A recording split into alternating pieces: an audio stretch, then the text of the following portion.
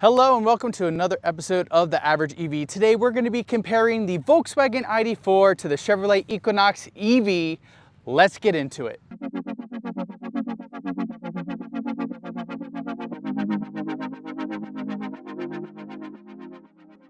All right, everybody, before we get into the video, I first want to get a few things out of the way. We own a 2023 Volkswagen ID.4, but for this video, I'm going to be mentioning everything about the 2024 because that's probably what you're shopping for. Over here, we have the 2024 Chevy Equinox EV. There is the 2025 model year coming out soon, and it's pretty much the same, so everything I talk about will be relevant. There are a few changes here or there, and I have another video if you want to check that out. So first off, let's check out the styling. We're going to start with the Volkswagen ID.4. First off, I just absolutely love the way the Volkswagen ID.4 looks.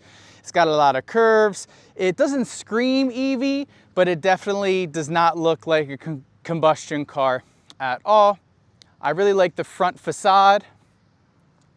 And if you go up to the Pro S trim, you actually get a light bar all the way across, which is nice. And I do believe that the front logo lights up. I don't actually like the light up front logo because you'll see that the white is kind of like an opaque white, whereas here, this is a nice white. It really kind of stands out when you see it in a parking lot. As you can see, we've added some roof rails up here, but you have to buy those separately, but it does come with these if you want to mount that there. Here for tires on our vehicle, we have the 19-inch tires and wheels. Let's just move around here to the back. Again, we have this sharp line angle. Really love that as far as design is concerned. And then you come back here, you can see some tree sap that's on our window that I haven't been able to get off yet. But additionally, a really nice light signature in the back. And if you go up to a Pro S model, this will be actually red and light up red, which I don't like. I wish that they would just keep, I like this white and black on the black. It looks really nice. Here we have our charge port on the back right side, which generally is okay, but when Volkswagen sometime next year gains access to the Tesla supercharger network, it will prove challenging. I've tried to charge it on the ones that have the Magic Dock, and you really have to get far back so that it'll even plug in when you're, trying to not block a Tesla. So that will be something special. Now, one thing I'm going to talk about too, you can't really tell now, but there are some puddle lights that come out of here that are actually really nice. So at nighttime, you can see where things are and be able to get into the car nice and easy. So if you were to option up to the Pro S trim, you're going to go from 19s to 20-inch wheels, which is nice. I like both of the wheels that come on these cars. So, whatever you want, you can get them, but there's that. So there's kind of the exterior walk around here of the Volkswagen ID.4. Let's go over to the Chevy Equinox. Now the ID.4 is very fun and happy looking, and then you go over here and it's just very kind of aggressive in my opinion. A lot of sharp lines and dig outs and cut-ins and stuff like that. But I think it looks really nice. I think that this doesn't look like an EV, in my opinion. I think it's very unassuming, and people aren't gonna be, oh my gosh, is that an EV? They're just gonna be like, oh wow, that's a really nice looking car. So as you can see here, we have these kind of daytime running lights, and the light bar does go all the way across for a nice light signature. And then you actually have your headlights, which are down here, and it's headlight and high beams on that fixture. And if you actually look, you've got some fake kind of carbon plastic, or might be carbon, but it's got the look of it. Looks nice, and this kind of diamond cut in fake grill thing going on there. Moving over here, we have our charge port, which is on the front left, which is also not a great spot, just like the Volkswagen ID.4. But eventually, with the version 4 chargers for Tesla superchargers, it's not going to matter if you want to use that. I know that I'll probably move towards that charging network because it's so ubiquitous and so easy to use. So there's that. Here we've got 21s. This is the 3LT trim, so it does indeed come with the 21s. If you were to get a lower trim, they come with 19-inch wheels. I like the way they all look personally. I will say on the RS trim, if you get the RS, this is all blacked out, which looks really, really nice. But here I am with my 3LT. We've also got roof rails. These are silver roof rails. If you get the RS, I do believe they are black, which looks nice. I think everything's blacked out on the RS trim. Got some chrome going throughout. And I think it's a really nice looking car. When you come around to the back, it does look a little funky, I'll admit. I don't love the back of this as much as I like the back of the ID.4. This kind of like juts out a little weird. Might be for aero or something like that, but you know, it is what it is. Moving around, a fun kind of light fixture here. Worth noting, when you plug in to charge this, it'll actually go, which is a nice added touch. But a lot of people who have bought this car find that they don't want that on, because when they're charging during, like at nighttime, it kind of lights up and kind of calls for attention to your car. So a lot of people have been turning that off, which is worth noting. Now we're gonna go over the cargo. So the Equinox has about 57.2 cubic feet of storage space. Here it is. And then you can open this up and you have a nice, pretty deep sub trunk there. And you have a little small cutout over here. They say, Chevy says that you can fit a gallon of milk in there. Now I'm gonna leave that open actually. We're gonna come look at the ID.4. This has about 64, oh, I forgot this is not automatic. The Pro S has automatic, I just totally forgot. This has 64 cubic feet of space, and of course that is with the seats down for both, is what I'm referencing. This opens up here, so you have a little space under here, or if you want to, you can take this, and you can drop it down. You can actually do that on the Equinox too. I'll show you all that in a second. And then down here, you just have a little bit of a sub trunk where you could put your charger or something like that. And this is the tire mobility kit, has fix-a-flat and has the key. That's important, it has the key if you want to change tires and or get new tires. All right, let's just put that there. We got two cutouts here. Not big enough to fit a jug of milk, but I actually use these a lot. I like to just kind of stuff in there. The ID.4 came standard with this cover here. It just comes off really easily. And there you go. So there's a review. Put that back on. Not too bad. And hook it here. And then real quick, let me just show everybody how you can drop this floor as well. So you just pull it back, you slide it down and go like that. You get a little bit more room. This is kind of like sloped towards the seat, but it does the job. Worth noting that the Chevy Equinox does not come with any sort of shade standard to hide anything, nor do I think.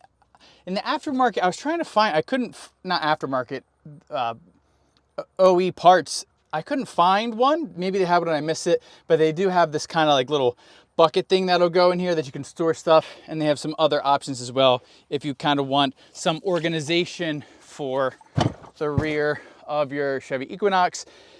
How this car is longer, how does it have less storage space? Well, it's probably because how the back is designed, where it slopes down much more here, whereas the ID.4 comes back a little bit further and then drops down. That will probably be the big culprit for the difference in storage. So let's dig into some things that people want to know about these two cars. Let's talk about the charging.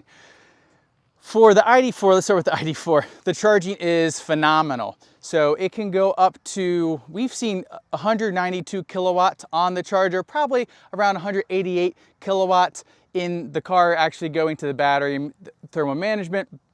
But I can consistently, when I plug into a charger that works properly, get those speeds. And I know that we're gonna be in and out the same amount of time every single time. I can rely upon this. It is not class leading, but you can go 10 to 80 in like 28 minutes, 29 minutes, and then get on your way if you want to charge up to 80. Love that.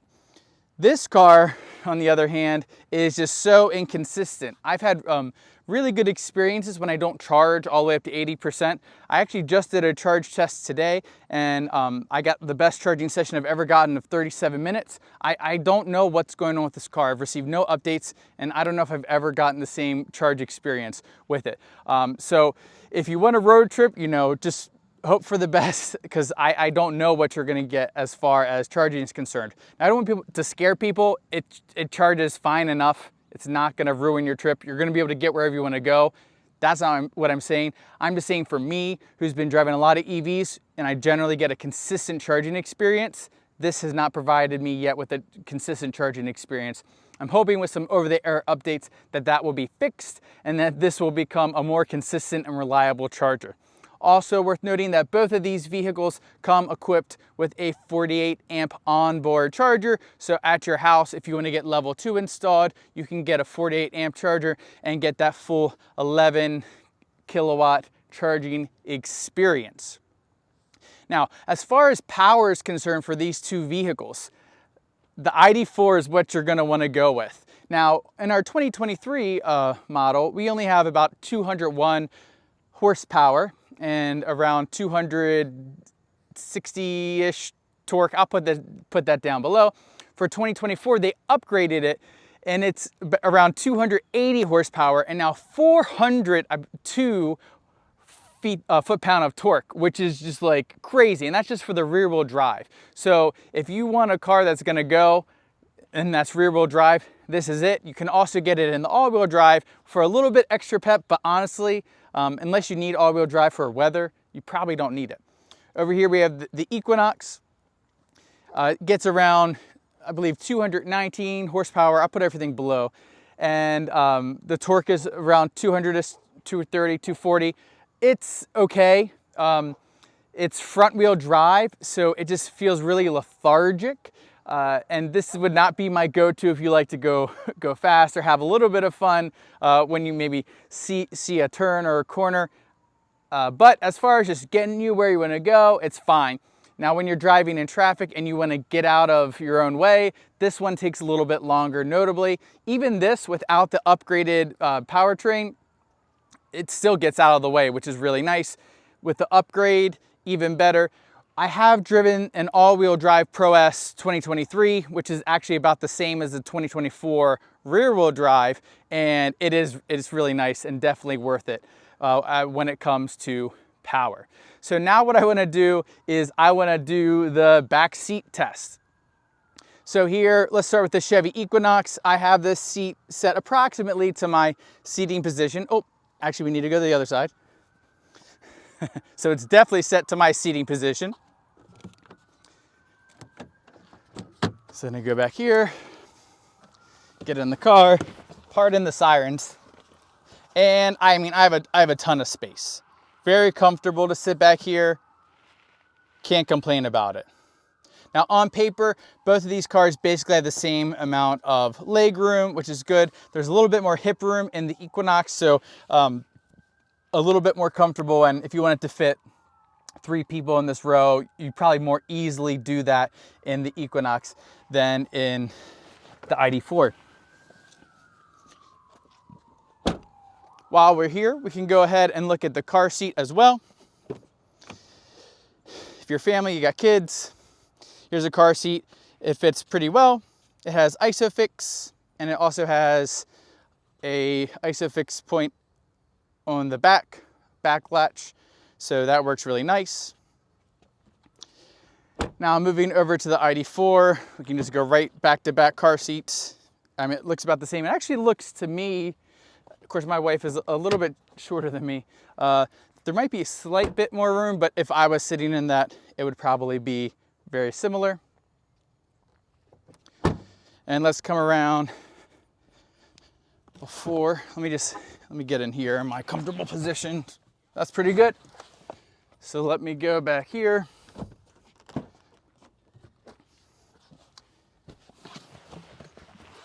And again, I've got plenty of room. It definitely feels maybe like a little bit less.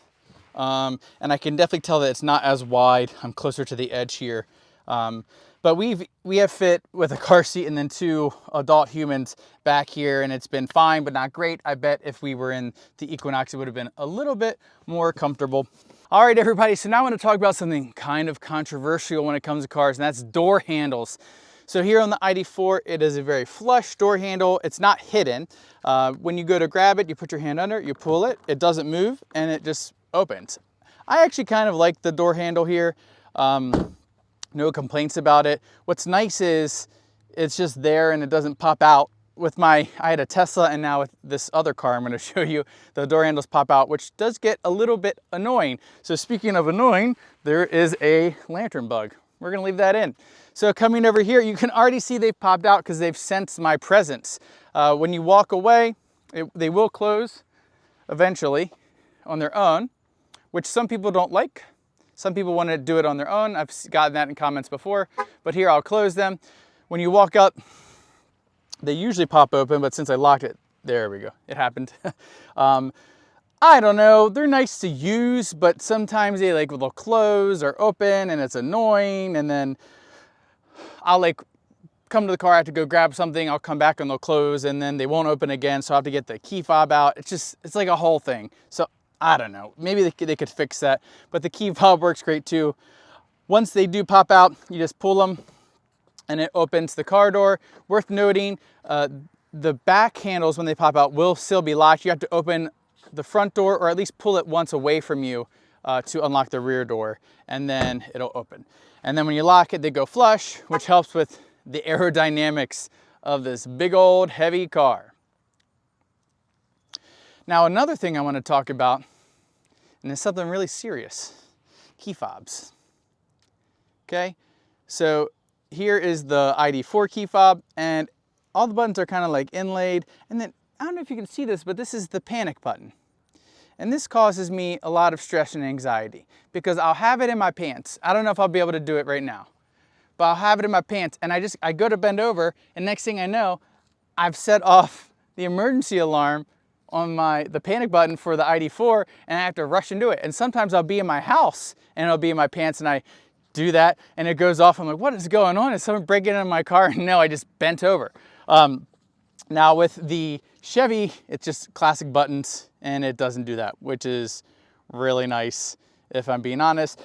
As far as quality, this one feels way better than this one, but I would take not setting off the panic button over setting off the panic button accidentally. So Volkswagen, if you're out there, please fix that, because it absolutely drives me insane.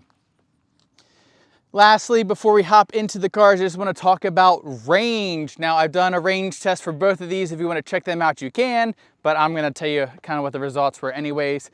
So first off, EPA estimated range for the 2024 Volkswagen ID.4 is 291 miles. That was up from what ours is, which was 275. So that was an increase of 16 miles. They basically added in new motor, which made it more efficient. They didn't change anything else really. Over here, the Chevy Equinox EPA rated at 319 miles, and that is allegedly for all trims. People ask me, how is that possible? With the lesser trim, with the 19-inch, it just has a bigger profile tire, so the diameter is the same. The tire on the 21s is a little bit wider, so that theoretically this could have a little bit worse range, but it should be pretty similar since the diameter is almost exactly the same. Now for reality, when I range tested this, I got about 264 miles at 70 miles per hour. And when I range tested this, I got about 264, and then I did it a second time because I thought I did it wrong, and I got 268 miles miles driving at 70 miles per hour. So they basically both have the same range from 100% at 70 miles an hour. I'm not exactly sure why it is. They both went the exact same course. I thought maybe it was the weight, but I actually looked up the weight's not as big a difference as I thought it was. It's about a 500, 600 pound weight difference. So it could just be some efficiencies with cabling and motors and stuff like that. I'm not sure. They ended up being almost exactly the same. It also could be the surface area. This might be a little bit less on this than on this because this is a longer vehicle. So those are possibilities. So worth noting, since this has the 291 miles of range now, the 2024, it's possible that this could get even a little bit more range on my range test, but I can't really know until I test it. So now what we're gonna do, everybody, we're gonna hop in and we're gonna look at the interiors of each vehicle. First, we're gonna check out the Chevy Equinox EV. Here we have the sky cool gray interior. This does come on the 2LT, 3LT. You can pick between this or just black. I opted for the lighter interior. Worth noting, with the LT trim for the model year 2025, it'll come with a cloth seat. I believe that'll probably just be black, but I really like the way that this looks, and honestly, I would go for it if I were you, but everybody's got their own thoughts and opinions. All right, everybody, so we're inside the car. The AC is working great. Here, I'll put it on auto so you hear what it wants to be at. I don't know if you can hear that, but it is blasting. It really wants to cool us down, but I'm gonna bump it down a little bit. So we have our 11-inch driver display, our 17.7-inch infotainment screen. It's very responsive. You can see that works great. We can go to navigation. There it is. You can put a destination in, and maybe we'll go to, I don't know. I went to this charger today. Boom. Very quick. Maybe we can go to, let's go to Colorado. Colorado Springs. Works for me. And let's see what it does. Loading up quickly. Multiple charges needed. End of battery range right there. And boom. It is planned. So that works really great. In the ID.4, I actually don't know this for the updated ID.4, but it only does like 5 charging stops. This will do unlimited, and it's really nice. So great infotainment, great navigation. Take a look at the cameras. They're fine. That's all I have to really say about that. I think it's slightly better than the ID.4 camera. You can adjust things here. Side view, overhead is kind of nice. You can see how I've parked to have this lovely perspective for you all. Got the rear view camera, overhead, side, hitch if you have a trailer hitch installed, which I don't. And that's it there. So I have a whole infotainment video, so I don't want to dig into that, but really nice, really enjoy it. Now, the one thing you'll notice, there's lots of buttons in this car, and that's a good thing because the ID.4 doesn't have a lot of buttons. So if you look here, we've got all the buttons. I'm not going to dig too much into it. You can check out that video, but they're all clicky buttons. They work really nice. They're really enjoyable. It's got a nice horn. I'm not going to honk it so people don't stare at me. Over here, we have window switch for every single window, unlike the ID.4. And then you can adjust your side view mirror, and then you have your memory seats if you have that. The Pro S of the ID.4 would have memory seats, just like the 3LT would have memory seats. So really like it. Here's some more buttons down here. So you got climate down here, you got climate here. You can go here for climate. You can do all the climate you want. If you wanted to leave the car on, there is no dog mode, but you can press this button and it'll leave the car on for 60 minutes.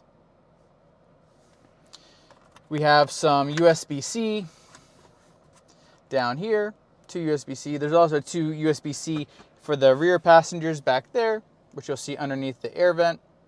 And then in here, there actually is, for me, it's just a phone cooler.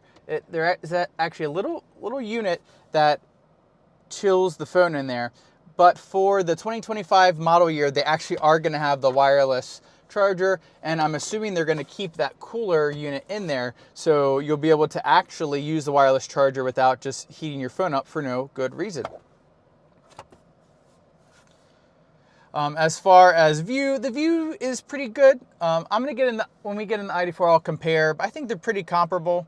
I can see everything pretty well. I'm not really sure why they added these little windows in there, because it doesn't help your view that much, but I don't know. I really don't know why they did that.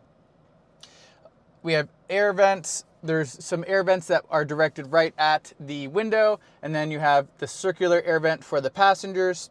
When you come to the center here, we just have pretty standard looking air vents, which works well. I mean, I'm very comfortable in this car and can't complain. Cup holders, phone storage. Down here, underneath of this, there is some storage as well, where I have my little rain jacket and my electron adapter that's waiting to be used on the Tesla Supercharger network that still isn't available yet. And then there's this. So this opens away from you. I don't hate it. I think it's okay. And then there's some space. This is a little bit smaller than the ID.4, but not that much smaller. And there is a little bit under here as well. And has little side pockets with bottle holder, just like the ID.4. So they're pretty similar in that manner. All right, everybody. So here we are now in the ID.4. This is the Pro, so it just has these cloth seats. You know, they do get dirty. So the leatherette's nice to see, it's a little bit cleaner, easy to clean. These are cloth, kind of where the person sits. There's a little bit of leatherette on the outside of the bolsters. Gets a little bit dirty, harder to take care of, but here we are. If you do get the Pro S, it is all leatherette. Worth noting, on the 3LT for the 2024 and eventually for some upper level packages for the Chevy Equinox EV, that both of these cars come with ventilated seats in the front. And I believe they both have heated seats in the front and back for the top trims. You have to kind of look out on the Equinox when it comes to which seats have what when you're looking at this. For our Pro, we just have the heated front seats, no ventilated, and that is true of the Pro for the 2024 model year as well. So here is a car I'm all too familiar with. You get in, you press the brake, it turns on. Worth noting, when you get out, it turns off. And that causes a lot of people a lot of stress. It causes me stress sometimes. So if you want it to not do that, what you kind of do is you kind of have to like take this, and then you have to buckle it in. I'm leaving this in so you all see how awkward it is. If you want to leave the car on, like you're charging or something, but your family's in the car, but you want to go do something, and then you open it, and then your car will stay on. That's kind of clumsy. I will show one more thing while we're on that topic. Have to buckle in first. You can leave the climate on, but it doesn't leave the car on. Which is a little bit annoying. So you're in, you park, you unbuckle, and here on the screen, it'll say immediate climate control. You hit that and it'll leave your climate control on. I forget the exact time. I think it's 30 minutes, and then it will turn off. So that's what we have to use in here. Or you do the buckle the seatbelt trick, and then you can leave the radio and everything on for your family. So let's go ahead, turn the car back on. Oh, I'm gonna show people this. This pops up and it's really annoying. It happens all the time. Now this is for the 2023 ID.4. The 2024 ID.4 actually got a bigger screen. So it went from a 12-inch to a 12.9, and they upgraded the software. So if people were to ask me about the software experience on my ID.4, I would say it's fine. It's a little bit laggy, but it's generally okay. It gets the job done. We use Apple CarPlay the majority of the time. That's the reality when it comes to this software. Unlike with the Chevy Equinox EV, the software is usable. I use it a lot. I enjoy that software. And with the new infotainment for the 2024, they basically added a whole new interface. And then when it comes to charging, you can precondition your battery. And then it will also show you, which is really nice, what charge speed to expect I like that feature because a lot of people aren't sure, and then you'll see on here, it'll say, you're supposed to be getting 175, and then the Charger's giving 100, and then you can know, oh, something might be up here, or whatnot. I'm gonna buckle in. If my co-pilot could reclose their door. And then, so let's just take a look at some things here. We've got the driver's display. It's pretty small, but it gets the job done. You can use the view to cycle through. This remained the same for the 2024, so that's the driver's display. Here is where you turn the car into drive, reverse, neutral, and park. This is not how it is in the 2024. They actually moved it down to the stock here, where you can do drive, reverse, neutral, park, just like the Equinox EV. So the cars are now exactly the same, and then all of your windshield wiping stuff has gone over here to your turn signal stock. And I would assume that both of these left stocks are very similar in functionality when it comes to getting all the windows clean and whatever you would like to do. So something people really don't like are all the haptics. So nothing's really push at all. Everything's your press. The steering wheel, I don't mind it personally, but a lot of people are bothered by it. Allegedly in some newer model years, not the 2024, there will be click buttons again. Here we have our sliders for temperature, volume. For the 2024 model year, they finally fixed this, and this is backlit now. They got rid of the little infrared to do the hand gestures, which was a great choice because I feel like most people didn't use the hand gestures. Coming over here, we have all of our window switches, and by all of our, I mean two. So there's two, and if you want to do the rear windows, you have to click here. And if you want to do all the windows at the same time, you have to press and hold it, and then it'll blink. People don't like that. I don't care because I rarely open the windows, except for maybe when like I'm at like a Starbucks drive-thru or something like that, which inevitably I do accidentally hit the rear button and then I open the rear. So it does happen to the best of us, even when we don't want to do that. Decent sized cup holders, could be a little bit bigger. I think Equinox wins on the cup holders if you're doing a battle.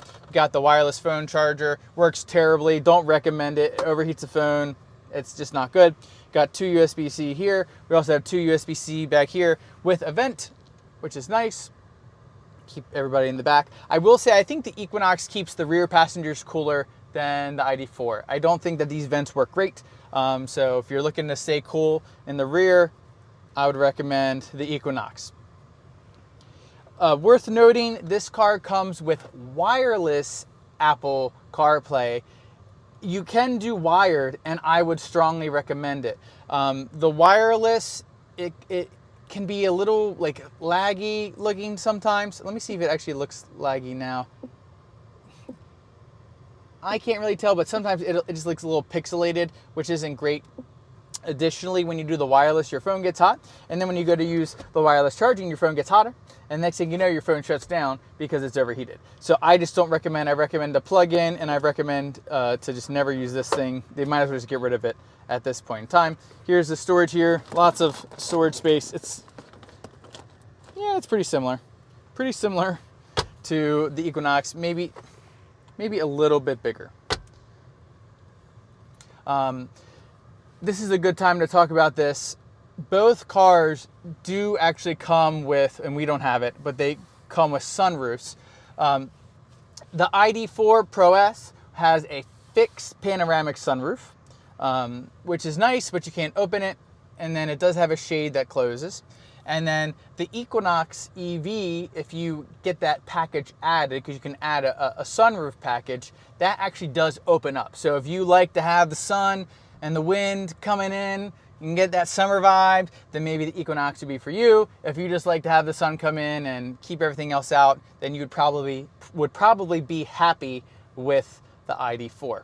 Now, one thing I want to mention before we get on the road, just like I mentioned in the Equinox, is the view. I actually think you have a little bit more visibility in the ID.4, I'm noticing, as far as height is concerned, where the glass goes. That's just kind of my impression getting in here. And yeah, but it's not that big of a difference. And while we're looking actually at the front, I totally forgot about it because it's not on right now. But one of the coolest features of the ID.4 is it's called the ID light. And it runs right across here. And if you have directions, it'll go vroom, vroom, vroom to tell you to turn left. It'll turn red if you're driving and you think you're gonna run into something. So it's actually really useful. I like the implementation of it, which is nice. Okay, so we are driving in the Chevy Equinox EV. I do want to tell everybody I'm going to try and catch a few things that maybe I didn't get in the other segments of the video. One of those things being seat comfort. This seat feels very comfortable for me. I enjoy being in this, and when I get into the ID.4, I'll talk about that a little bit, but I do think that it's a little bit wider and a little bit more comfortable to sit in compared to the ID.4. So what we're gonna do first, everybody, we're just driving, getting some driving impressions, comparing them. I've never driven the cars back to back like this, so this is a first for me. The first thing we're gonna do is the U-turn test. So the best part about the ID.4 is its turn radius, and that is not the best part of the Chevy Equinox EV. It has a turn radius of about, I believe it's 39 feet compared to the ID.4's 31.5 feet. So that's a pretty big difference. So what we're gonna do here is we're gonna do a little U-turn just to kind of see what that looks like. All right, everybody, here we go. Making a U-turn, gonna go past the cement and make a U-turn, cutting it all the way.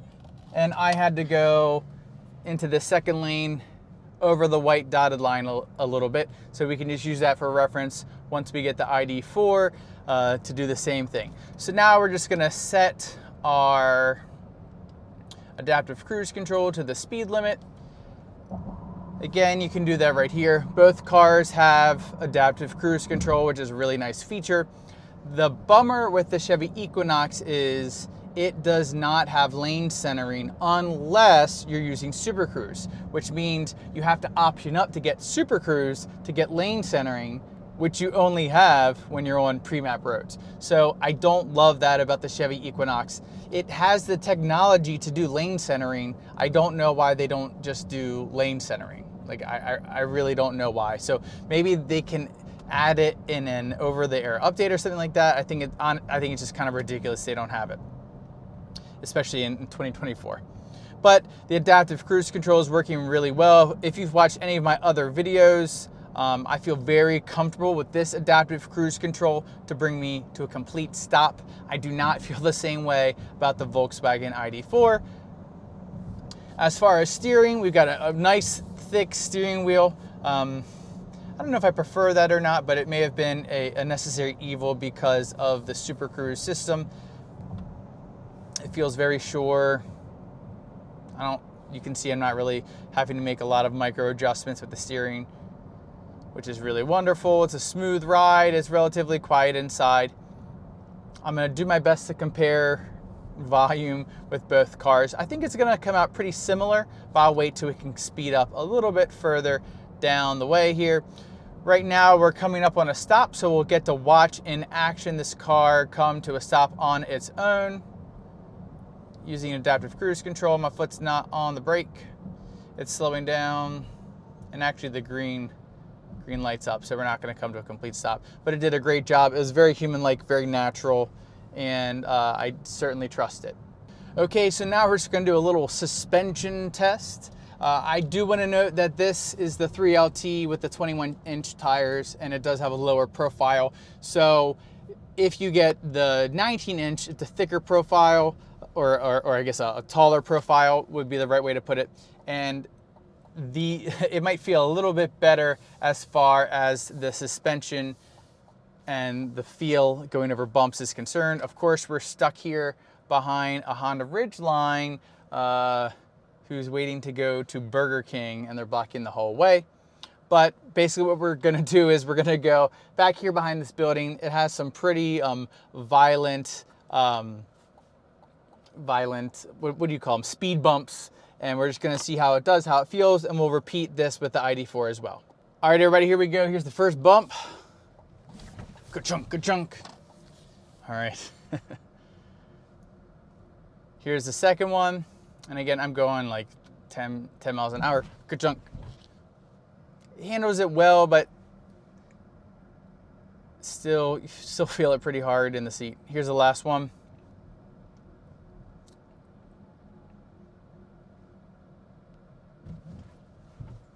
Okay, So it's not terrible, not terrible at all, but I wish it was a little bit softer. And I do, like I said, I think if we had the 19s, it would be a little bit better and maybe a little bit more comparable to the ID.4. So we have the Super Cruise icon, I press it, it turns green, and now I can drive hands-free. So you can see my hands are down here.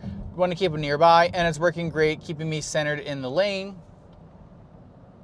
Now, eventually it's gonna deactivate, and hopefully you'll see what happens when it deactivates.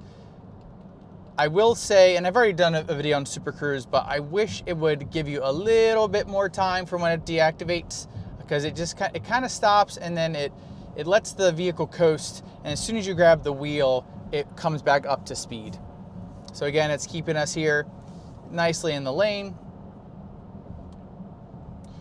Doing a great job, can't complain. Nice and centered. But again, the issue with this is it's only on pre-map roads. The Ford Blue Cruise system will actually still do lane centering when it's not on a pre-map road. So I don't know why Super Cruise doesn't do the same. I guess I'll just keep complaining about that. But hopefully maybe one day in an over-the-air update, they will fix that. Yep, it's slowing down here. You can activate and do automatic lane changes. Maybe we'll have an opportunity to do that, or maybe we won't. Because it is likely to turn off here when we get up to the stoplight to see Super Cruise disengaging. I put my hand back on the wheel, goes back up to speed. Okay, everybody, so now I'm just gonna give some impressions kind of about acceleration. So right now I'm actually going 10 miles under the speed limit. And what I'm gonna do is I'm gonna accelerate up to the speed limit, which is 55 real quick. So here we go. I mean, it was not terrible at that range, honestly. I can say from experience, when you get, if I'm on the highway and it's 70 miles an hour or 75, something like that, it is much slower to get up to speed. I don't always feel super confident if I need to get around someone who's slow, but also stay with the keep up with the traffic coming behind me. So it does change kind of my decisions I make while I'm driving. One thing I just want to mention, because I was really enjoying it while I've been driving in this car, is the ventilated seats. Really enjoy the ventilated seats. With the Pro S trim on the 2024 ID.4, you can also get ventilated seats. But with the 3LT and for the 2025 model year, the upgraded, I think it's Convenience Package 2, you can get the ventilated seats as well. All right, everybody, so now the last thing I want to talk about with the Chevy Equinox EV while we're on our drive here is the fact that it's front wheel drive. I don't love that it's front wheel drive. I've never really liked front wheel drive EVs personally. The biggest thing is, the front does everything. It turns the vehicle, it accelerates the vehicle, and it just, I'm not a big fan of it. When I'm in the ID.4, I feel really stable. Oh, there's a Chevy Silverado EV up there. But in the ID.4, I feel much more stable in turns. With this, I feel a lot less stable. I feel like I could be a drift master in this thing. I'm sure the people would love to see the Chevy Equinox EV drifting, but it's just not for me. So when you're driving with this, obviously it's not recommended, unless you want to do it, to put a lot of acceleration when you're taking turns and stuff like that, because it has a little bit more unstable feeling. So there's kind of my thoughts about that. Now what we're gonna go do is we're gonna go swap. We're gonna get into the ID.4 and I'm gonna give my impressions. Now, I've never driven these cars back to back before, so it's gonna be really interesting going from this to this. I know the first thing I'm probably gonna notice is how much smaller the screen is, and how I'm pretty sure the steering wheel is a lot thinner. So let's see if those are the first two things that pop into my head. All right, everybody, we're here in the ID.4 now. The first thing I'm actually recognizing is the regen is not as strong as the Equinox, and I have to keep using the brake pedal. Pretty much the whole time I was driving the Equinox, I didn't have to use the brake pedal, and I've used it already like 3 or 4 times now in the ID.4. It's not necessarily a bad thing. If you're used to like a typical car driving experience, then I think that's great, because this will be very familiar to you. Additionally, I can already tell the bolsters are a little bit closer in the seat. It's not uncomfortable, but I definitely had more space in the Equinox. All right, so now we're gonna get up to speed. We're gonna go do our U-turn test. And like I said previously, one of the first things I noticed is the steering wheel. It's a lot thinner, lighter. I like this better. Personally, I like it. But you know, that's a pretty small thing. I don't mind the steering wheel on the Equinox, but this is definitely a little bit thicker. So same procedure. We're gonna come up here, we're gonna make a U-turn, and we're gonna see how much better of a turn radius this car has. All right, everyone, we're still waiting to do the U-turn here, but I want you to take a look here at this map. Okay, so it looks not very good, right? When you compare this to the Google Maps integrated for the Equinox, this just looks very, very, very simple and very, very lackluster. All right, so now we're doing a U-turn here. Again, right when I get past this cement, I'm gonna cut the wheel all the way, just like this Odyssey is doing. So I'm cutting the wheel all the way, locking it, and I was able to go pretty much an entire lane over as compared to the Equinox. And if I could have been going a little bit faster, because that van was doing the same thing I was doing, I probably could have been even closer. But this car, when you lock the wheel, and then you can pull it almost a little bit more, and you can get a little bit more well, what feels like a little bit more turn radius. Although, sorry, there was a stick in the road. Although, you're not really. I do want to note that the turn radius for the rear-wheel drive ID.4 is a smaller turn radius compared to the turn radius for the all-wheel drive. That's because since there's no front motor and stuff like that, there's a little bit more room, can get a little bit better turn radius. But it's still pretty good even with the all-wheel drive. So now let's talk about the ADAS for the Volkswagen ID.4. It has adaptive cruise control and then comes with the system called Travel Assist. Now, Travel Assist is not like Super Cruise, really, at all. But it is really nice, and I really enjoy the Travel Assist system. So actually, if you want to look at the driver's display here, when you see the green on either side there, and you see the little icon with the car and the little speedometer, that means that Travel Assist is activated.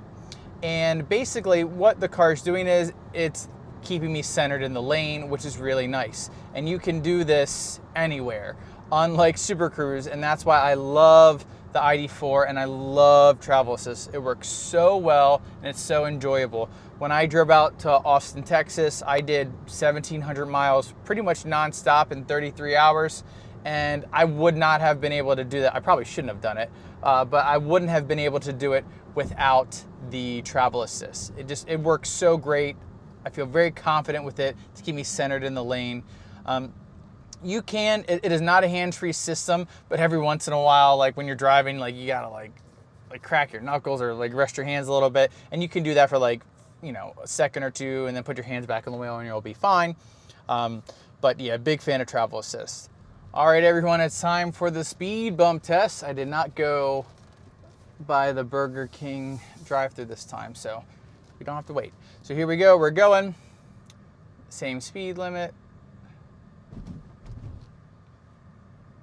Okay, I'm gonna go over one more before I give my impression. Honestly, it's almost the same. I think it's almost the same. My wife is shaking her head no. I think it's pretty much the same. It might be a little bit more jarring, I think, on the Equinox, but I think if you get the same, now that was better. That was much smoother. But I think if you get the taller profile tires on the 19s on the Equinox, it would probably be exactly the same. It handled it pretty well. Now, I don't think that the body as much, but as far as like feeling the bump, it was pretty similar, I thought. But I'll give Equinox. No, I give ID.4 the edge, a slight edge. All right, everybody, I have adaptive cruise control back on, but before we get any further, I do want to mention my wife really wants to emphasize that she thought the ID.4 handled the speed bumps much better. I thought it was similar, but she thought it was a little bit more aggressive. So now we're slowing down here. It actually did a pretty nice job because we weren't at a super high speed. So that handled it well. The issue I find is when both cars either are moving at higher speeds and they're both coming to a slow, or you're at a faster speed and it's coming up to a slow. That's where the issue kind of lies for the ID.4, where sometimes I'll feel like it's not going to stop. Sometimes it'll actually be like, hey, you need to brake because I'm not going to be able to do this, and then I'll have to brake. Whereas that almost never happens on the Equinox. I feel very confident the Equinox, pretty much from any reasonable speed, like if you're like 80 miles an hour coming to a red light, which you shouldn't be doing, I don't know if it would work then, but like if you're going the speed limit, you're coming up to a slow, it'll detect and slow down pretty well. But again, if you end up getting the Equinox, just try it out, see what you think before you fully rely upon it or not. So we're driving. As far as noise is concerned, it's pretty similar, maybe slightly quieter in the ID.4. That probably comes from the suspension being slightly better, not getting as much bumpage coming through. I can feel the imperfections, but I don't hear the imperfections in the road when I'm driving, which is definitely a big difference. And again, these are thicker tires than the Equinox as well, so I can't really do a direct comparison. But yeah, it's quiet. I've logged lots of miles in this car, and it's just very comfortable and enjoyable to be in. I can't speak the same for the Equinox, so we haven't had it as long. We've got almost 36,000 miles on this. We have about 5,000 miles on the Equinox, but I think when it comes to noise and VH, I would say the ID.4 definitely wins, not by a ton, but definitely by enough where if you want a slightly smoother, slightly more comfortable, slightly more quiet ride, it would probably be the ID.4. But I actually really would be interested to hear comments from people who have the 2LT Equinox because of the tires, and tell me if they have a little bit different of an experience than I do. If they do, then it might be a lot closer, if I'm being honest. All right, everybody, so same thing as before. So I'm gonna set it at 45 miles per hour, and the speed limit's 55, and then I'm gonna accelerate up to 55. And here we go. You could probably see me kick back and the camera kick back a little bit. The acceleration was much, much better. And again, this is just the 2023. So if you get the 2024 ID.4, it has, 70 or 80 more horsepower and almost double the torque that this car has. So if you're looking for something that can get out of its own way, like the ID.4 is far, far, far better than the Equinox. Even the Equinox, the all-wheel drive Equinox, it's just a really small little extra motor. It's not like with the ID.4 all-wheel drive where it's a decent second motor. It's just a little small something that just helps you from basically coming from being at a stop and accelerating, or if you have a sudden giant increase of an acceleration while you're driving. Other than that, the front motor is doing most of the work when it comes to the Equinox. But man, the rear wheel drive ID.4 would be really, really nice when it comes to this, how the powertrain and how all that works. So yeah, I mean, the ID.4, it's a really nice ride. I'm definitely enjoying this a little bit more than the Equinox. I wish the seat was more comfortable. I wish we had ventilated seats in this, but we don't. But again, remember the 2024 Pro S ID.4 does have ventilated seats. We have an opportunity here to come up to a stop with a car in front of us. So I'm just gonna drop it down. We're gonna see what happens. So it's not slowing down. The Equinox would have already started slowing down and I had to use the brakes. So in that scenario, I wouldn't obviously don't use the adaptive cruise control, use the brake, and and use your brain. As far as gap distance, because I probably should talk about that, this has 5 gap distance settings, and I feel like if you really want to feel comfortable coming to a stop around other cars, you have to have it set, I'll show you, you have to have it set to 5 all the way. With the Equinox EV, it only has 3, but even when I have it set to one gap, it still does a really nice job stopping, and I feel comfortable with it. So obviously play around with it a little bit, use it smartly. It's not self-driving, it's not supposed to do that, but it definitely can do a really nice job bringing you to a complete stop. So what we're gonna do now is we're gonna go park. I'm gonna let my wife go because she has to pick up our son, and I'll give some pricing comparisons between the 2 cars, give a couple thoughts here and there that maybe I had forgotten about while we were shooting the other video, and then we're just gonna wrap this video up. Right now I'm gonna do a very, very important test, a door thunk car quality check. Here we go.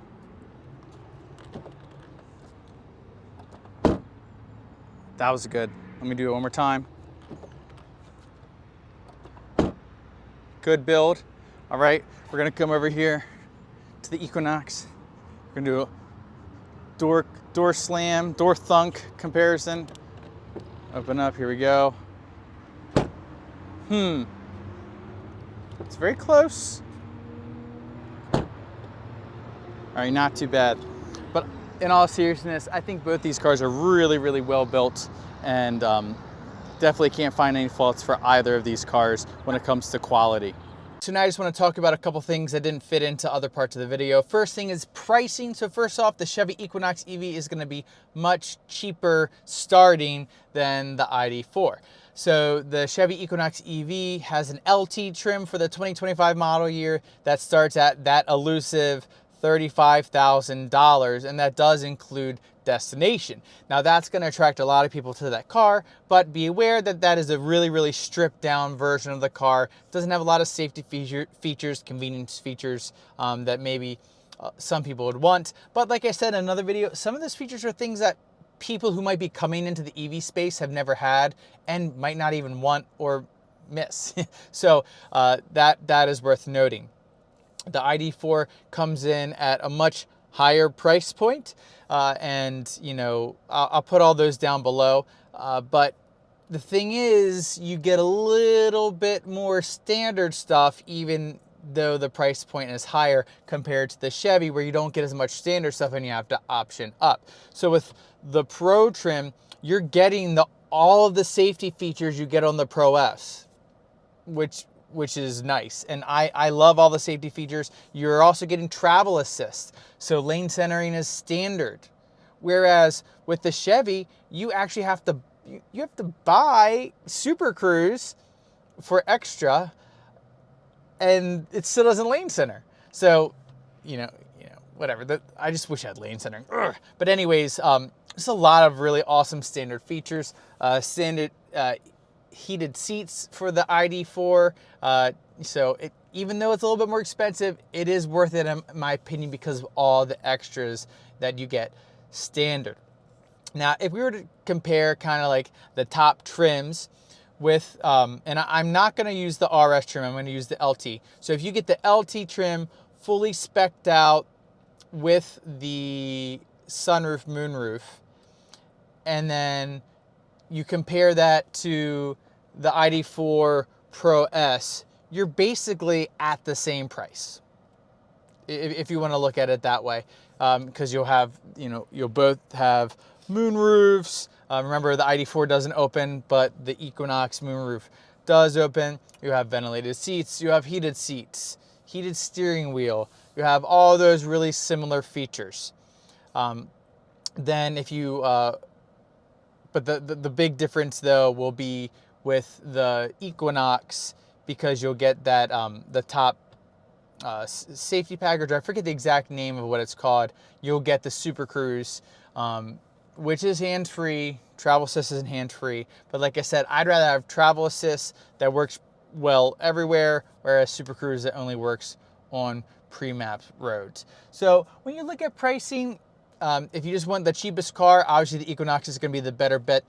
But if you want a lot of really nice features at a good price, that's when you just kind of need to look between the two cars and see which features would you prefer, and then which driving experience did you enjoy more. Because like, you know, I've driven both cars. I like them both. I probably like the ID.4 driving experience a little bit better, but they're so similar. I could definitely see someone else being like, what is this guy talking about? The ID.4 sucks, and the Chevy Equinox is awesome when it comes to driving. So I could absolutely see that.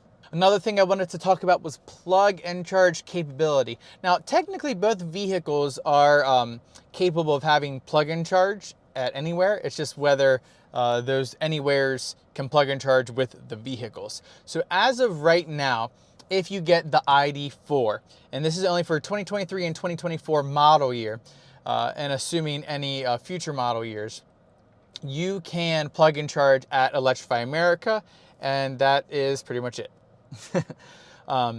With the Chevy Equinox EV, as of right now, you can plug and charge with EV Go, and you can also plug and charge with, I believe it's called EV Smart is what it's called. If I'm wrong, I'll put it down below. So you do have at least two options. You might also be able to do, I think it's like Flow Canada, but so for any of my Canadian viewers, I think you can do plug and charge, but obviously that doesn't mean anything to me. But you can't plug and charge with Electrify America. Now, it is my hope that one day Electrify America will welcome more plug and charge capable vehicles to have that functionality, and maybe one day the Equinox will be a part of the plug and charge program for Electrify America. It's also worth noting for Equinox, which will soon, please, have access to Supercharger network. We're not sure whether that's going to be plug and charge or it's going to be app activated. I really hope that it's plug and charge, but I have a feeling it's going to end up being app activated, which isn't the end of the world, but obviously plug and charge is just such a nice experience. You just plug in, you walk away, and you're good to go. And that kind of brings me into my next point, is that the Chevy Equinox is going to have access to the Supercharger network before the ID.4. They will both eventually have access to the Supercharger network, which is a big deal, but the Chevy Equinox will likely this year. And in, I would say, maybe like next model year or the following model year, both vehicles should also have the native NACS. We're not sure exactly when. It's not going to be the 2025 model year for Equinox, so maybe the 2026 model year. And then we're not sure if it'll be the 2025 or the 2026 ID.4 model year that has built-in NACS. But it will come eventually, but I don't think it's worth waiting for those. The adapter will be fine, and then maybe in a couple years you could sell the vehicle and get NACS if you really, really wanted to have the native port. So, when directly comparing these two cars, they're different, but they do have a lot of similar aspects. They're definitely right in the same market when it comes to pricing and size and whatnot. And it's hard for me to kind of say which is better, because each is better at different things and each has some nicer features compared to the other. So it's just get in the car and find which one works for you. If I were to hop into one of these cars, which would be the first one I would hop into? I think it would be the ID.4. I really do. I've had the car longer. I really enjoy it. It's easy to drive. The charging experience is great. So yeah, I think that if I had to pick one, which one am I hopping in first in the driveway, it would probably be the ID.4. Right now, there's a little bit of the new car phenomena with the Equinox. So obviously I want to get in this car a lot so I can build up my experiences. But I think I would go ID.4. I think these are both really, really incredible cars. I think you're going to be happy with either one. But yeah, I think I would go ID.4. All right, everybody, well, we're here at the end of the video. I hope you found it helpful so you can make an informed decision of whether you want to go with the Chevy Equinox or the ID.4, or maybe neither, or maybe both. I don't know what your situation's like. They're both really great cars, and depending upon your use case, I think could deliver you the experience you want. I think that this is a little bit more comfortable when it comes to seating. It feels a little bit bigger inside, and as far as EV stuff like charging, it's a little disappointing. Range isn't exactly as advertised at highway speeds, but when you're driving around town, you can actually get pretty big range on this car. And I think it's a good family hauler, very enjoyable experience to be in. Whereas with the ID.4, you're getting a really good EV experience. I'm not saying top of the line EV experience, but you're getting a really good EV experience. You're getting a really good driving experience. And you know, it's still pretty comfortable, honestly, for being a little bit smaller than the Equinox, but it still has more storage. And if my family were to pick, and often we do, one of these cars to take on a trip, we're usually taking the ID.4 because of the charging and because of the little bit bigger storage capabilities. So again, I hope you all found this video helpful. If you have any questions, please leave them down below. If you feel like I missed anything, hopefully you all know I like to respond to comments all the time. And as always, please give a like, a subscribe, hit the notification bell, and I will see you all next time.